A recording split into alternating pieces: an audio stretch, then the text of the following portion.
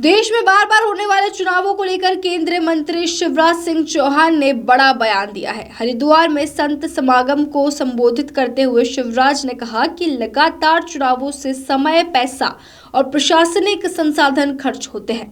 उन्होंने एक राष्ट्र एक चुनाव को देश के हित में जरूरी बताते हुए संत समाज से इसके लिए जन जागरण की अपील की। हरिद्वार के प्राचीन अवधूत मंडल आश्रम में आयोजित संत समागम में केंद्रीय मंत्री शिवराज सिंह चौहान ने एक राष्ट्र एक चुनाव की जरूरत पर जोर दिया। उन्होंने कहा कि बार बार होने वाले चुनाव देश की विकास गति और जन सेवा को प्रभावित करते हैं। शिवराज के मुताबिक चुनावों के दौरान प्रशासनिक मशीनरी तैयारियों में लग जाती है और स्कूलों में पढ़ाई से लेकर विकास कार्यों की रफ्तार तक प्रभावित होती है। उन्होंने कहा कि लोकसभा और विधानसभा चुनाव एक साथ कराने से समय, पैसा और प्रशासनिक संसाधनों की बचत हो सकती है।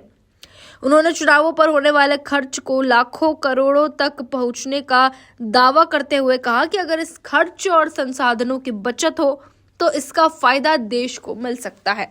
और दिसंबर नवंबर में चुनाव हुए, दिसंबर में सरकार बनी और फिर लोकसभा चुनाव की घोषणा हो गई। 4 महीने का भी अंतर नहीं था।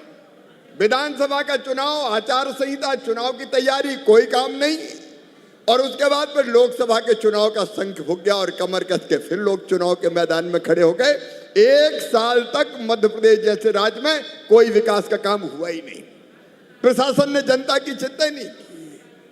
ये लगातार होने वाले चुनाव आज देश की प्रगति और विकास में सबसे बड़े बाधक है।